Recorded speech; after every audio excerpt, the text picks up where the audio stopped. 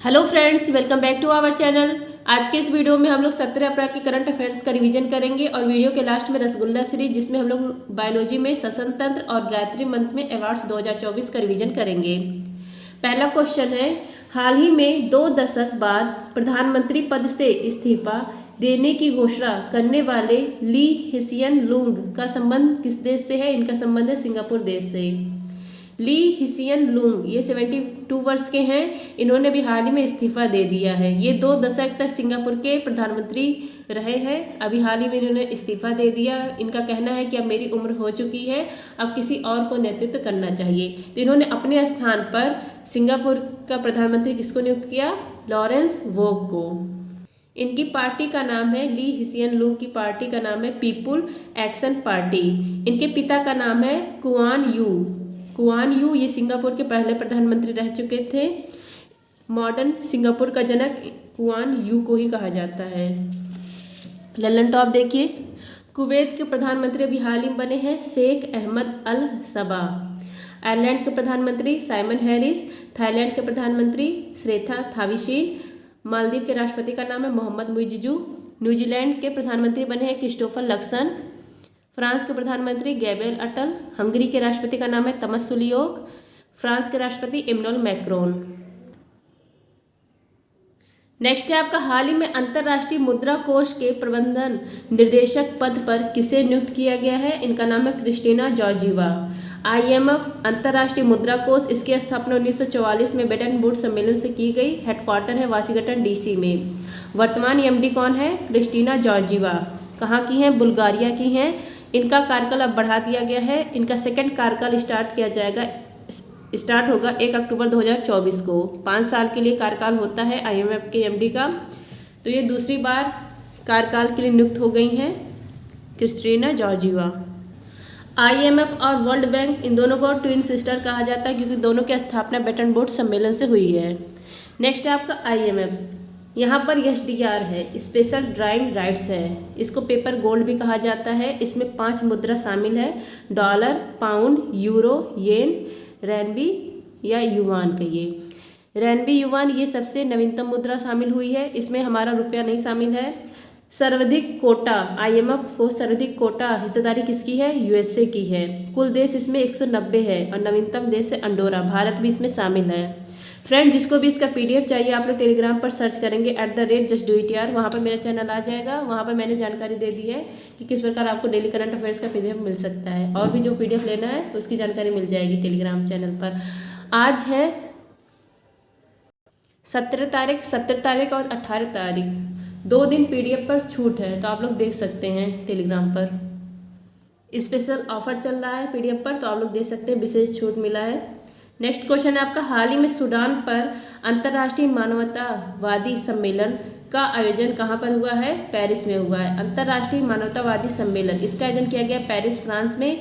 किसके लिए इसका आयोजन किया जाता है? सूडान में गृह युद्ध समाप्त करने के लिए, शांति स्थापित करने के लिए इसका आयोजन किया गया है पेरिस में।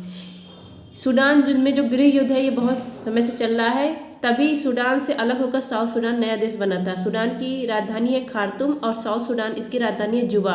ये यूएनओ का 193वां सदस्य है, नवीनतम सदस्य है साउथ सूडान। नेक्स्ट है आपका लल्लन टॉप। अफ्रीका महाद्वीप की सबसे बड़ी झील है विक्टोरिया झील। व्हाइट नील और ब्लू नील जहाँ पर आपस में मिलते हैं वह स्थान है खार्तूम स्थान। जब व्हाइट नील और ब्लू नील आपस में बनते हैं तो कौन सी नदी बनती है? नील नदी। विक्टोरिया झील के बीचों बीच से कौन सी रेखा गुजरती है? भूमध्य रेखा। नेक्स्ट आपका, विश्व की सबसे बड़ी नदी है नील नदी और देश है मिस्र, इसलिए मिस्र को कहा जाता है नील नदी का वरदान। और यहाँ पर नासिर बांध है, अशवान बांध है। G20 2024 को होस्ट किया है ब्राज़ील। SCO 2023 को होस्ट किया है भारत। ये करेगा G20 2024 को होस्ट ब्राज़ील करेगा। COP 28 UAE में हुआ। इंटरपोल की 91वीं बैठक वियना में। नेक्स्ट है आपका, हाल ही में दुनिया के सबसे व्यस्त हवाई अड्डों की सूची में टॉप 10 में शामिल भारत का एकमात्र हवाई अड्डा है दिल्ली का। सबसे व्यस्ततम एयरपोर्ट, इसमें पहला स्थान है अटलांटा एयरपोर्ट का, दूसरा स्थान है दुबई एयरपोर्ट का, 10वां स्थान है पूरे वर्ल्ड में 10वां और भारत में पहला इंदिरा गांधी इंटरनेशनल एयरपोर्ट जो दिल्ली में है। 2023 में 7.22 करोड़ यात्री इसे यात्रा किए। नेक्स्ट है आपका लल्लन टॉप। मोपा एयरपोर्ट ये मनोहर पर्रिकर एयरपोर्ट इसका नया नाम हो गया है। चंडीगढ़ एयरपोर्ट का नया नाम शहीद भगत सिंह एयरपोर्ट। अयोध्या एयरपोर्ट का नया नाम महर्षि वाल्मीकि एयरपोर्ट हो गया है। कैंपगोड़ा एयरपोर्ट कहाँ पर है? बेंगलुरु में। वीर सावरकर एयरपोर्ट अंडमान निकोबार पोर्ट ब्लेयर में है। लाल बहादुर शास्त्री एयरपोर्ट वाराणसी में है। चौधरी चरण सिंह एयरपोर्ट लखनऊ में है। गोपीनाथ बारदोई एयरपोर्ट गुवाहाटी में है। नेक्स्ट है आपका सुभाष चंद्र बोस एयरपोर्ट कोलकाता में है। डॉक्टर भीमराव अम्बेडकर एयरपोर्ट नागपुर में है। सरदार वल्लभ भाई पटेल एयरपोर्ट गुजरात में है। नेक्स्ट आपका हाल ही में आपराधिक मुकदमे का सामना करने वाले पहले पूर्व अमेरिकी राष्ट्रपति कौन है? इनका नाम है Donald Trump. Donald Trump USA के 45 नंबर के पूर्व राष्ट्रपति रह चुके हैं। इनकी पार्टी का नाम है रिपब्लिकन पार्टी। अभी डोनाल्ड ट्रंप आपराधिक मुकदमे का सामना करने वाले पहले पूर्व अमेरिकन राष्ट्रपति बन गए हैं। इन पर 2 केस चल रहे हैं। पहला केस है पॉप स्टार से यौन संबंध का और दूसरा केस है $1.30 लाख भुगतान छिपाने का। अगर ये केस प्रूफ होते हैं, सच साबित होते हैं, तो इनको 4 साल की सजा दी जाएगी। ललन टॉप है आपका महाभियोग का सामना करने वाले पहले अमेरिकन राष्ट्रपति का नाम है एंड्रयू जॉनसन। अब तक 3 जो यूएसए के राष्ट्रपति हैं वो महाभियोग का सामना किए हैं। पहले एंड्रयू जॉनसन, दूसरे हैं बिल क्लिंटन और तीसरे हैं डोनाल्ड ट्रंप। नेक्स्ट आपका हमारा जो संविधान है, राष्ट्रपति के चुनाव में कौन कौन भाग लेता है? निर्वाचन मंडल भाग लेता है और इसका उल्लेख आर्टिकल 54 में। इसमें इलेक्टेड एमपी और इलेक्टेड एमएलए भाग लेते हैं, नॉमिनेटेड भाग नहीं लेते हैं। और दिल्ली पुडुचेरी यहाँ के जो इलेक्टेड एमएलए ये भी भाग लेते हैं और इसका उल्लेख है 17वां संविधान संशोधन के तहत किया जाता है इनको शामिल। राष्ट्रपति इनकी जो न्यूनतम आयु है चुनाव लड़ने की वो है 35 वर्ष। इनकी चुनाव पद्धति एकल संक्रमणीय मत पद्धति के द्वारा होता है। महाभियोग किस पर लगता है?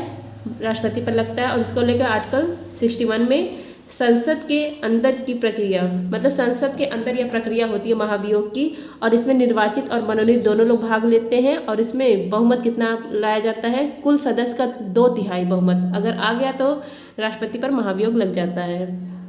इनका कार्यकाल होता है 5 साल का।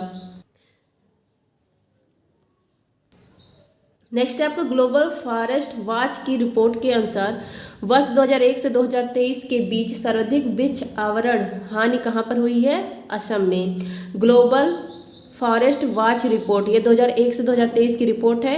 वृक्ष कवर 2.33 मिलियन हेक्टेयर कमी दर्ज की गई है। कुल वृक्ष का 6% कमी आई है। 60% कमी 5 राज्यों में हुई है।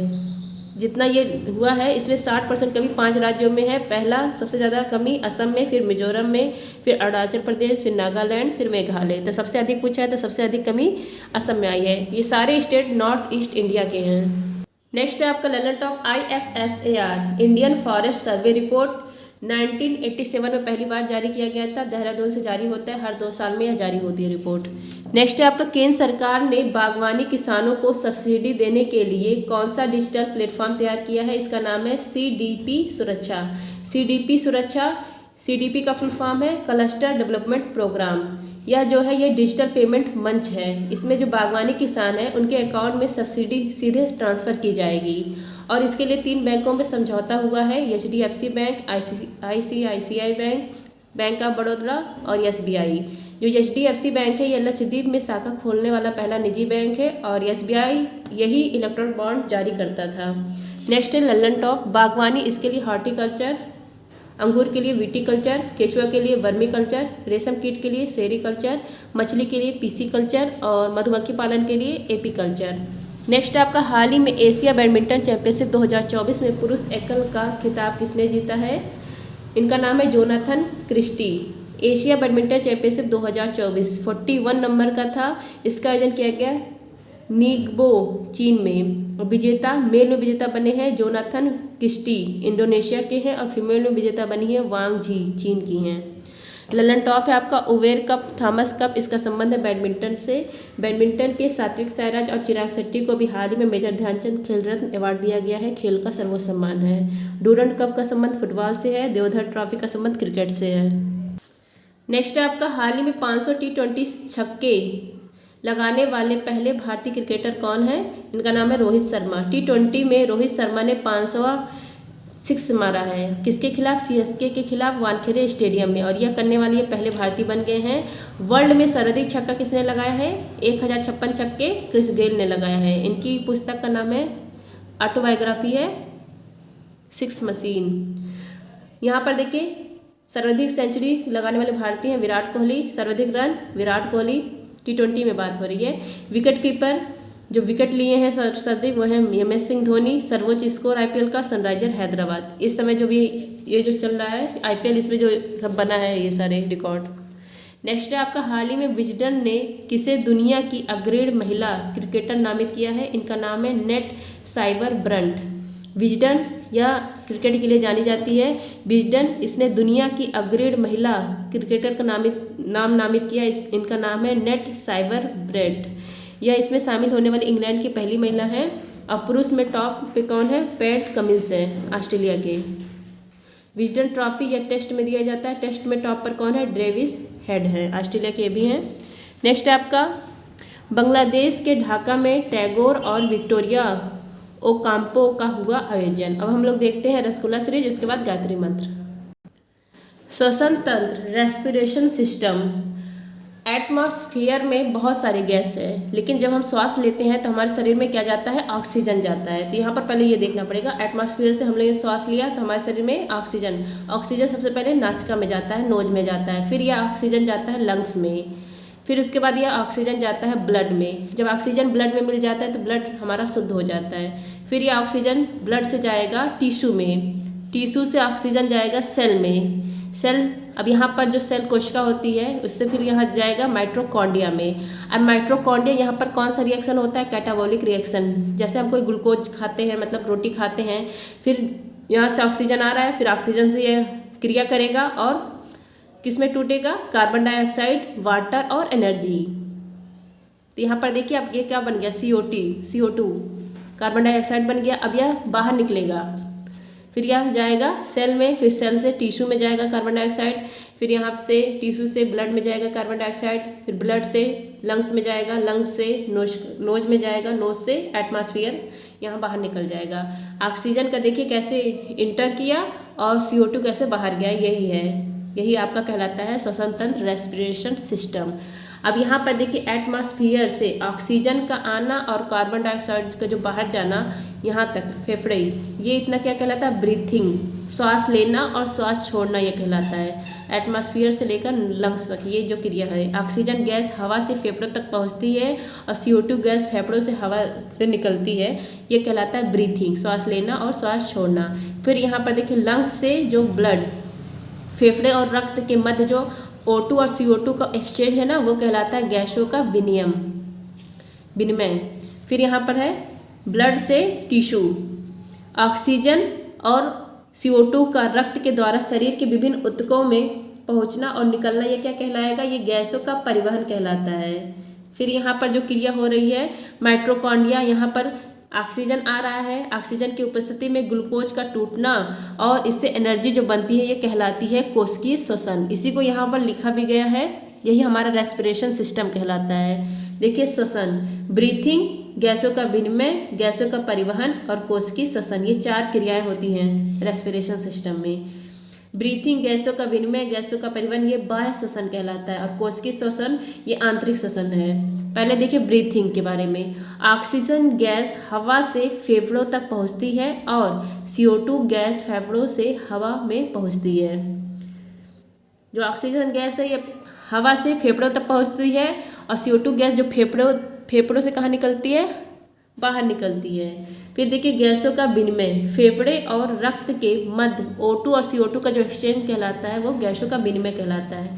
फिर है गैसों का परिवहन, O2 तथा CO2 का रक्त के द्वारा शरीर के विभिन्न ऊतकों तक पहुंचना और निकलना, यह कहलाता है गैसों का परिवहन। फिर नेक्स्ट है आपका कोशिकीय श्वसन। माइटोकॉन्ड्रिया, यहाँ पर ऑक्सीजन की उपस्थिति में ग्लूकोज का टूटना और इससे जो ऊर्जा उत्पन्न होती है वो कहलाती है कोशिकीय श्वसन। इससे पहले भी हम लोगों ने माइटोकॉन्ड्रिया को पढ़ लिया है, जिसको भी पढ़ना वो मेरे पिछली क्लास इसके करंट अफेयर्स के देख सकती है। मैंने इससे पहले 6 क्लास रिवाइज करवा दिए हैं बायोलॉजी के, ये 7वां क्लास है। अब यहाँ पर देखिए ये है नोज, नोज से यहाँ से हम लोग सांस ऑक्सीजन लेते हैं और कार्बन डाइऑक्साइड को बाहर करते हैं। ये है एपिग्लॉटिस। एपिग्लॉटिस इसके बारे में भी हम लोगों ने पिछली क्लास में पढ़ा था कि इसका काम क्या है, श्वास नली को श्वास में मतलब श्वास नली में श्वास को भेजना और जो फूड पाइप है वो फूड को वहाँ भेजना, इसका काम है। यहाँ पर है ट्रैकिया, श्वास नली, ये मतलब विंड पाइप ही है जिसको ट्रैकिया भी कहा जाता है। ये है फूड पाइप इधर वाला, और इसके जो विंड पाइप है ना, यहाँ पर सी आकार की, सी शेप की रिंग उपस्थित होती है जो आपस में चिपकने नहीं देती है गैसों को। यहाँ पर क्या है, ये स्वर तंत्र है, किसी की आवाज़ मोटी किसी की आवाज़ पतली, वो स्वर तंत्र के हिसाब से होती है। फिर अब ये क्या है, ये फेफड़ा है, एक फेफड़ा इधर एक फेफड़ा इधर। अब यहाँ पर ये जो है ये है श्वसनी, ये क्या है, फेफड़ा है। अब यहाँ पर जो फेफड़ा है इसके अंदर बहुत सारे एल्बुलाई होते हैं जिसको कुपिकाएं कहा जाता है, इंग्लिश में एल्बुलाई। 30-40 करोड़ एक फेफड़े के अंदर एल्बुलाई होते हैं। सोचिए इतना छोटा सा फेफड़ा है, उसके अंदर 30-40 करोड़ एल्बुलाई हैं। जब हम लोग सांस छोड़ते हैं और लेते हैं तो यही काम आता है। और ये क्या है, श्वसनिका, वही है। नोज ऑक्सीजन सबसे पहले कहाँ जाएगा, फ्रेनिक्स, कॉमन चैम्बर, ग्रसनी में जाता है, फिर उसके बाद विंड पाइप में जाता है, फिर उसके बाद ब्रोकाइन श्वसनी में जाता है, फिर वहाँ से श्वसनिका में जाता है, फिर कुपिका एल्बुलाई में आता है। यहाँ पर देखिए, श्वास नली को चिपकने से रोकने के लिए श्वास नली के अंदर सी आकार की उपस्थिति होती है, सी आकार। श्वसन की क्रियात्मक और संरचनात्मक इकाई कुपिका होती है, कुपिका मतलब एल्बुलाई होती है। सबसे पहले देखिए ब्रीथिंग, श्वास लेना और छोड़ना। चार हम लोगों ने देखा ना, जो रेस्पिरेशन होता है वो 4 प्रकार से होता है। सबसे पहला है ब्रीथिंग, श्वास लेना और छोड़ना। ये हमारा ये क्या है, लंग्स है, फेफड़ा है। अब यहाँ पर देखिए, ये हमारा यहाँ पेट है। फेफड़े और पेट के बीच में एक लेयर पाई जाती है, इस लेयर का नाम है डायफ्राम। अगर डायफ्राम में गड़बड़ी होगी ना तो हिचकी आती है। बच्चे भी जब छोटे रहते हैं, दूध पिलाया जाता है तो उनको भी हिचकी आती है, और बड़ों को हिचकी आती है तो सब कहते हैं कि हमको कोई याद कर रहा है, तो उसकी वजह से नहीं, डायफ्राम में कोई गड़बड़ी आ जाती है तब हिचकी आती है। अब फेफड़े के अंदर देखिए बहुत सारे एल्बुलाई होते हैं। अब यहाँ पर देखिए, श्वास लेना, जब श्वास लेंगे तो छाती हमारी फूलेगी, लंग्स का ये जो आकार है ये बढ़ जाएगा, छाती फूलेगी, लंग्स का आकार बढ़ जाएगा। और श्वास लेने पर जो डायफ्राम है, ये जो डायफ्राम है नीचे की तरफ गति करेगा, क्योंकि सांस फूल रही है, डायफ्राम नीचे जाएगा। और जब सांस छोड़ेंगे तो फेफड़े समान आकार में आ जाएगा धीरे धीरे। तो जब छोड़ेंगे तो डायफ्राम की गति ऊपर की ओर जाएगी, सांस छोड़ रहे हैं, डायफ्राम की गति ऊपर की ओर जाएगी। यही है श्वास लेना, श्वास छोड़ना। यहाँ पर नोट है, समान व्यक्ति समान ब्रीथिंग में 500 ml हवा ग्रहण करता है, इसे टाइडल क्षमता कहते हैं। टाइडल कहिए या वाइडल क्षमता कहिए। गहरी श्वास 3.5 लीटर की होती है, इसकी वाइडल क्षमता 3.5 लीटर। 1 मिनट में सामान्यतः 12 से 16 बार ब्रीथिंग होती है। 1 मिनट में कितनी ब्रीथिंग होती है, 12 से 16 बार ब्रीथिंग होती है। अब यहाँ पर जो ये कुपिकाएं है ना, इसके अंदर यहाँ पर देखिए ढेर सारी कुपिकाएं, इसमें सब एक कुपिका को हम लोग बाहर निकालेंगे और गैसों का विनिमय देखेंगे। अब ये एक कुपिका है, ऐसे कुपिका बना, और यहाँ हमारा ये जो रक्त बह रहा है, इस रक्त, ये रेड कलर का क्या है, रक्त है। अब यहाँ से हमारे शरीर में ऑक्सीजन आ रहा है, ऑक्सीजन आया, फिर ये रक्त में गया। अब रक्त में जैसे ऑक्सीजन आएगा तो रक्त कैसा हो जाएगा, प्योर रक्त हो जाएगा, हमारा जो ब्लड है वो प्योर हो जाएगा। अब यहाँ पर और पहले से यहाँ पर CO2 तो है ही, अब यहाँ पर ऑक्सीजन कम होगा, CO2 अधिक होगा, और यहाँ से फिर O2 क्या जाएगा, बाहर जाएगा। तो ऑक्सीजन का एंटर होना और CO2 का बाहर होना, यही कहलाता है गैसों का विनिमय। CO2 गैस का रक्त वाहिका से कुपिका में जाना, यही देखिए कुपिका में आया।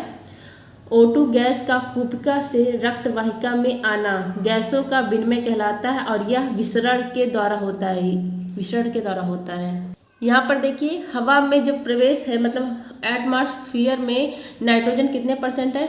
नाइट्रोजन का हमारे शरीर में कोई काम नहीं होता है, नाइट्रोजन 78% है, ऑक्सीजन 21% है, और CO2 0.03% है हवा में। अब यहाँ पर देखिए, ऑक्सीजन हमारे शरीर में जब आता है तो कितना % है, 21% आया है, तो 21%। अब यहाँ से जब बाहर जा रहा है ना ऑक्सीजन, तो ये 16%, मतलब 5% ये ब्लड में है। आया है 21% और जा रहा है तो कितना है, 16%। अब यहाँ पर देखिए CO2 0.03% आया, और यहाँ से कितना गया, 4%। श्वास जब छोड़ते हैं तो यहाँ बताया गया है कि नाइट्रोजन तो उतना ही है जितना था उतना ही है, मतलब नाइट्रोजन का हमारे शरीर में कोई काम नहीं है। O2 16% गया वापस और CO2 4%। विसरण अधिक से कम की ओर होता है, जो विसरण होता है ना वो अधिक से कम की ओर होता है। अब है गैसों का परिवहन। गैसों का परिवहन O2 98% परिवहन करता है ऑक्सी हीमोग्लोबिन से और CO2 70% परिवहन करता है बाइकार्बोनेट से। यहाँ पर देखिए एक शब्द है एम्फीसेमा।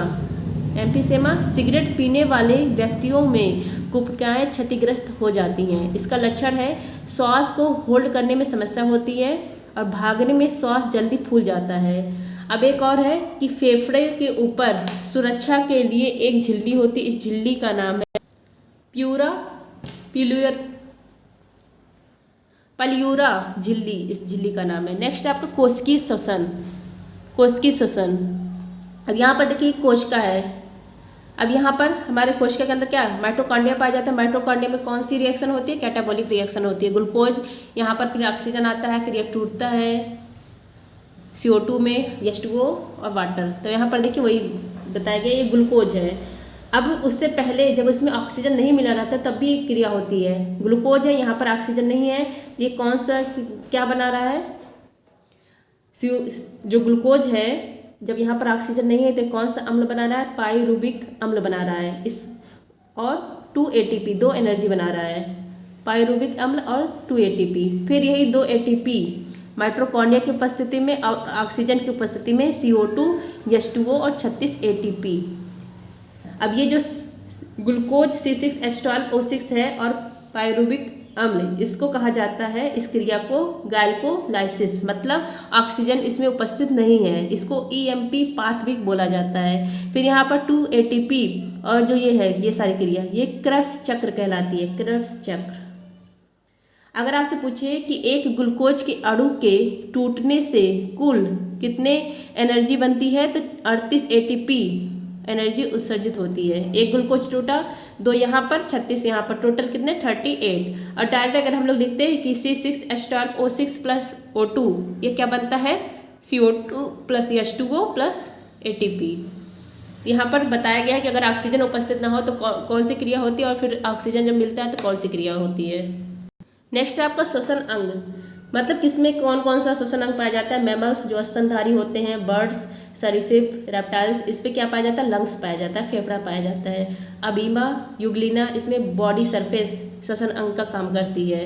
केचुआ स्किन जो होती है श्वसन अंग का काम करती है। मछली में गिल्स पाए जाते हैं, गलफड़े, ये श्वसन अंग का काम करते हैं। मेढक पानी में लंग्स काम करता है और मिट्टी में स्किन काम करता है, क्योंकि मेढक पानी में भी रहता है और जमीन पर भी रहता है। तो पानी में रहेगा तो लंग्स काम करता है श्वसन अंग के रूप में, और मिट्टी में रहता है तो स्किन काम करता है।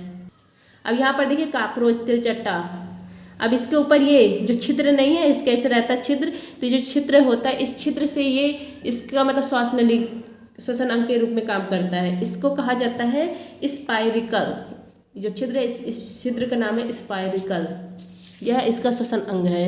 अब देखिए नोट, जैसे कोई व्यक्ति है डेली जिम जाता है और डेली 1 किलोमीटर दौड़ता है। अब उसको सामने पड़ोसन दिख गई तो वो 10 किलोमीटर उसको खुश करने के लिए 10 किलोमीटर दौड़ा, फिर घर गया, रोटी छाछ सब्जी चावल जो बनता है वो खाना खाता वो खाया और खा के सो गया। सो के जब उठेगा तो उसका जो जॉइंट्स है ना तो वहाँ पर पेन होगा। अब पेन क्यों हो रहा है, अब देखिए जो श्वसन है सामान्य जो इंसान है ऑक्सीजन में जो बॉडी का यूज होता है डेली वैसे समान है, लेकिन अचानक जब बॉडी में यूज मतलब बॉडी में आपने कुछ काम किया, बॉडी का यूज बढ़ रहा है तो ऑक्सीजन की डिमांड तो उतनी ही है जितनी अपने शरीर में। अब डिमांड क्या हो रही है, ऑक्सीजन की अपने ज़्यादा काम कर रही है तो ऑक्सीजन की डिमांड बढ़ रही है, और ऑक्सीजन की जो सप्लाई है वो समान तरह से ही तो हो रही है। ये तो है नहीं कि सप्लाई समान के ज़्यादा हो रही है, आपने काम ज़्यादा किया तो ऑक्सीजन की सप्लाई ज़्यादा हो रही है। तो ऑक्सीजन की सप्लाई तो समान तरीके से ही हो रही है, लेकिन काम आपने एनर्जी ज़्यादा यूज की बॉडी में तो डिमांड ऑक्सीजन का बढ़ गया है। अब यहाँ पर ऑक्सीजन की अनुपस्थिति में जो श्वसन है, यहाँ पर जो जॉइंट होते हैं यहाँ पर लैक्टिक अम्ल जमा हो जाते हैं, और जब लैक्टिक अम्ल जमा हो जाते हैं तो जॉइंट्स में पेन होता है। यहाँ पर देखिए तेज भागने जिम जाने के बाद शरीर के जॉइंट्स में दर्द होने का कारण जो जॉइंट्स में लैक्टिक अम्ल का जमाव होना है। तो जो लैक्टिक अम्ल है ना उसका जमाव होना जॉइंट्स में पेन होने का दर्द है, पेन होने का मतलब कारण है। अब देखिए अवार्ड्स 2024 गायत्री मंत्र में 33वां सरस्वती सम्मान दिया गया है कवि प्रभा वर्मा को। कवि प्रभा वर्मा ये मलयालम भाषा के लिए इनको दिया गया है। एवर पुरस्कार दिया गया है मिशेल तालाग्रैंड को। भूटान का सर्वोच्च नागरिक सम्मान the order of Druk Gyalpo प्राप्त करने वाले पहले विदेशी प्रमुख कौन है? नरेंद्र मोदी। सर्वोच्च सम्मान किसको मिला है? Papua New Guinea, Palau, Fiji, मिस्र, फ्रांस, ग्रीस, इन सारे देशों का नरेंद्र मोदी को मिला है। और सर्वोच्च सम्मान सूरीनाम का मिला है द्रौपदी मुर्मू को। नेक्स्ट आपका 71 मिस वर्ल्ड कौन बनी है? क्रिस्टीना पिशकोवा बनी है, चेक रिपब्लिक की हैं। नेक्स्ट आपका संगीत कलानिधि पुरस्कार मिला है टी.एस. कृष्णा को। के.पी.पी. नाबियार पुरस्कार मिला है यश सोमनाथ को, इसरो के हेड हैं। 58 नंबर का ज्ञानपीठ पुरस्कार मिला है जगत गुरु रामभद्राचार्य और गुलजार को। रोमन रोलैंड पुस्तक पुरस्कार मिला है पंकज कुमार चटर्जी को। Dada Saheb Phalke international film festival award 2024 में सर्वश्रेष्ठ अभिनेता का पुरस्कार मिला है शाहरुख खान को जवान मूवी के लिए। नेक्स्ट है आपका दादा साहेब फाल्के अचीवमेंट का अवार्ड वहीदा रहमान को मिला है। अपशिष्ट जल प्रबंधन के लिए जल योद्धा पुरस्कार मिला है नोएडा प्राधिकरण को। 5वां राष्ट्रीय युवा संसद महोत्सव में प्रथम पुरस्कार किसको मिला है? यातिन भास्कर को। नेक्स्ट आपका चंद्रयान 3 मिशन में उल्लेखनीय उपलब्धियों के लिए एविएशन वीक लॉरेंस अवार्ड मिला है इसरो को। नेक्स्ट है आपका 2024 में कितने लोगों को भारत का सर्वोच्च सम्मान भारत रत्न से नवाजा गया है? 5 लोगों को। एम एस स्वामीनाथन, चौधरी चरण सिंह, पी.वी. नरसिम्हा राव, लालकृष्ण आडवाणी, कर्पूरी ठाकुर। असम का सर्वोच्च नागरिक सम्मान असम वैभव सम्मान यह किसको दिया गया है? पूर्व justice of India Ranjan Gogoi को। पद्म विभूषण यह भी 5 लोगों को प्रदान किया गया है विंदेश्वर पाठक, मरणोपरांत वेंकैया नायडू, चिरंजीवी, वैजंती माला, पद्मा सुब्रमण्यम। नेक्स्ट आपका 75 गणतंत्र दिवस पर सर्वश्रेष्ठ झांकी राज्य के रूप में उड़ीसा और मंत्रालय के रूप में संस्कृत मंत्रालय। 69वां फिल्म फेयर पुस्तक जो पुरस्कार था फिल्म फेयर अवार्ड, इसमें 2024 में सर्वश्रेष्ठ अभिनेता का अवार्ड मिला है रणबीर कपूर को और बेस्ट फिल्म थी 12वीं फेल। नेक्स्ट आपका एम एस स्वामीनाथन पुरस्कार मिला है बी.आर. कंबोज को। 66वां ग्रैमी अवार्ड 2024 में बेस्ट ग्लोबल म्यूजिक एल्बम का अवार्ड मिला है शंकर महादेवन को, शक्ति बैंड इसके लिए। नेक्स्ट आपका सुभाष चंद्र बोस आपदा प्रबंधन पुरस्कार मिला है 60 एयरलिफ्ट सर्विस को। 96वां अकादमी पुरस्कार या कहिए ऑस्कर पुरस्कार इसमें सर्वश्रेष्ठ अभिनेता किलियन मर्फी हैं, ओपनहाइमर फिल्म के लिए इनको मिला है और बेस्ट फिल्म है ओपनहाइमर, इसके डायरेक्टर है क्रिस्टोफर नोलन। नेक्स्ट आपका लाइफ एरिक्सन अवार्ड हुशाविक संग्रहालय के द्वारा दिया गया है इसरो को। हिंदी भाषा का साहित्य अकादमी पुरस्कार संजीव जी को मिला है मुझे पहचानों के लिए। बुकर पुरस्कार पॉल लिंच को मिला है, आयरलैंड के हैं। अर्थशास्त्र का नोबेल पुरस्कार क्लाउडिया गोल्डिन को मिला है। नोबेल का शांति पुरस्कार नरगेशी मोहम्मदी को मिला है। लोकमान्य तिलक पुरस्कार पीएम मोदी को मिला है। साहित्य नोबेल पुरस्कार साहित्य का जो नोबेल पुरस्कार ये जॉन फॉसे को मिला है। 2023 में उपन्यास टाइम्स सेल्टर के अंतर्राष्ट्रीय बुकर पुरस्कार यह किससे नवाजा गया है? जॉर्जी गोस्पी डिनोव को। तो फ्रेंड्स ये थे आज के करंट अफेयर्स गायत्री मंत्र और रसगुल्ला सीरीज। आई होप आप सबको क्लास अच्छी लगी। क्लास अच्छी लगी तो प्लीज़ लाइक शेयर सब्सक्राइब। धन्यवाद, जय हिंद।